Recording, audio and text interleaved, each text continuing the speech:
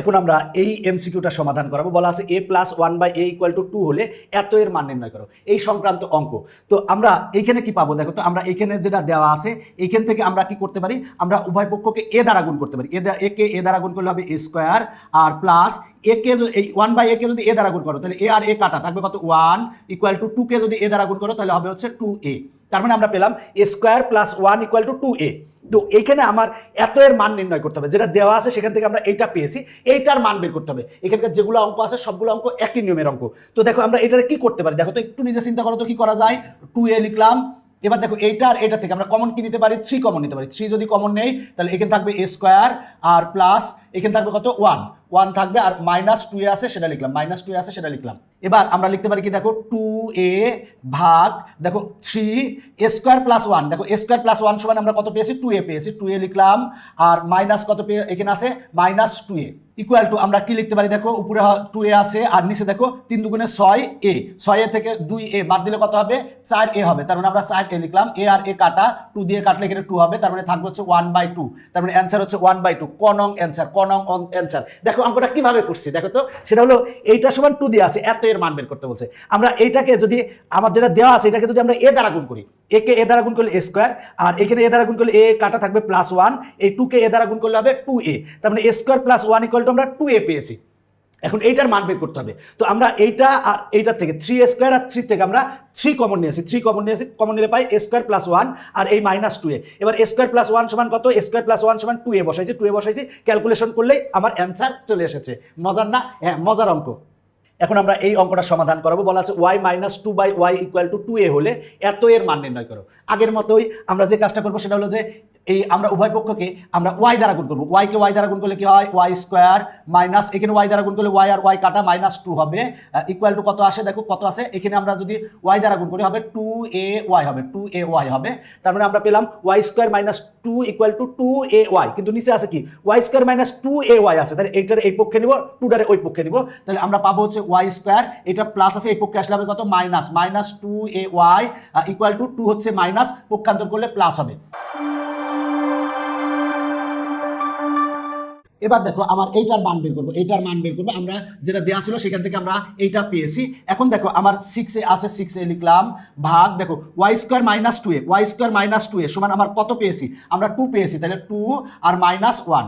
এবার দেখো আমরা পাবো কত 6a, 2 থেকে 1 বাদ দিলে 1 হবে, 1 লিখলেও হয় না লিখলেও হয়। তার মানে ঘ অ্যান্সার। দেখো ঘ অ্যান্সার। কিভাবে অঙ্কটা করেছি আরেকবার বলতেছি, আমরা উভয় পক্ষকে y দ্বারা গুণ করছি, y দ্বারা গুণ করলে এটা হয়। এবার এইটার এই পাশে আনছি, 2 কে ওই পাশে নিয়ে গেছি। তারপরে এখন দেখো এইটার মান বের করতে হবে, তাহলে এইটার সমান কত জানি y স্কোয়ার মাইনাস 2ay সমান কত পেয়েছি 2 পেয়েছি, 2 বসাই দিয়েছি, আর 6a আর মাইনাস 1, 2 থেকে 1 বাদ দিলে 1 হয়, 1 নিচে লিখলেও হয় না লিখলেও হয়, তার মানে 6a অ্যান্সার। আমরা এখন এই অঙ্কটা সমাধান করাবো। আগের মতোই আমরা উভয় পক্ষ কি দ্বারা গুণ করব, y দ্বারা গুণ করব। আমরা y দ্বারা যদি গুণ করি, y কে y দ্বারা গুণ করলে কত হবে y স্কোয়ার হবে, আর প্লাস এবার যদি y দ্বারা গুণ করি y আর y কাটা প্লাস 1 হবে ইকুয়াল টু 5 এর সাথে y গুণ করলে কত হবে 5y। দেখো y square plus 1 equal to আমরা 5y পেয়েছি। দেখো এখানে y স্কোয়ার প্লাস 1 কিন্তু এখানে আছে, সুতরাং আর কিছু করার দরকার নাই। যদি দরকার না থাকে উপরে কত আছে y আছে লিখলাম, আর দেখো y স্কোয়ার প্লাস 1 সমান কত পেয়েছি 5y, তাহলে 5y লিখলাম, আর মাইনাস কত 3y, minus 3y equal to আমরা কত পাই y ভাগ 5y মাইনাস 3y সমান কত 2y। এবার y আর y কাটা থাকে কত 1/2 থাকে, তাহলে 1/2 কততে আছে খতে আছে, তার মানে অ্যান্সার হচ্ছে খ। এবার আমরা এই অঙ্কটা সমাধান করাবো। দেখো p minus 1/p equal to 7 বলা আছে এত এর মান নির্ণয় করো। তাহলে আগের মতোই আমরা উভয় পক্ষকে কি দ্বারা গুণ করবো, p দ্বারা গুণ করবো। p কে p দ্বারা গুণ করলে কত হবে p স্কোয়ার হবে, আর মাইনাস এখানে যদি p দ্বারা গুণ করি p আর p কাটা থাকে হচ্ছে 1 ইকুয়াল টু 7 কে p দ্বারা গুণ করলে কত হবে 7p, আমরা সেটা লিখলাম। তার মানে আমরা p square minus 1 equal to 7p পেয়েছি। দেখো p স্কোয়ার মাইনাস 1 কিন্তু এখানে আছে, আমরা তার মানে এটার আর কিছু করার দরকার নাই। তাহলে এখানে আছে কত p আছে p লিখলাম, ভাগ এবার দেখো p square minus 1 equal to কত পেয়েছি 7p, তাহলে আমরা 7p লিখবো, আর মাইনাস আছে হচ্ছে 6p সেটা লিখলাম ইকুয়াল টু আমরা কত পাই p ভাগ 7p মাইনাস 6p সমান কত p আর p কাটলে কত হয় 1 হয়, তার মানে অ্যান্সার কত 1। কত মজার অঙ্ক। এখন আমরা এই অঙ্কটা সমাধান করাবো। তো আগের মতোই আমরা উভয় পক্ষকে কি দ্বারা গুণ করব, a দ্বারা গুণ করব।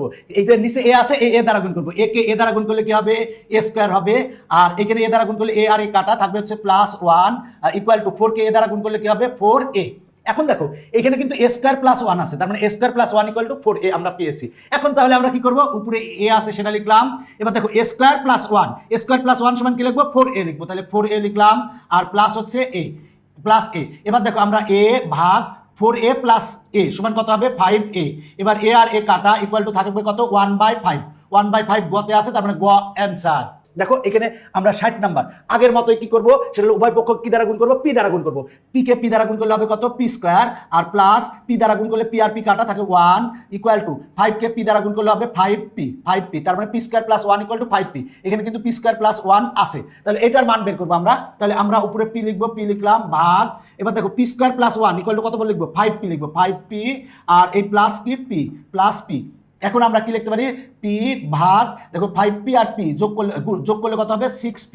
এবার p আর p কাটা থাকবে 1/6, 1/6 খতে আছে, তার মানে অ্যান্সার হচ্ছে খ।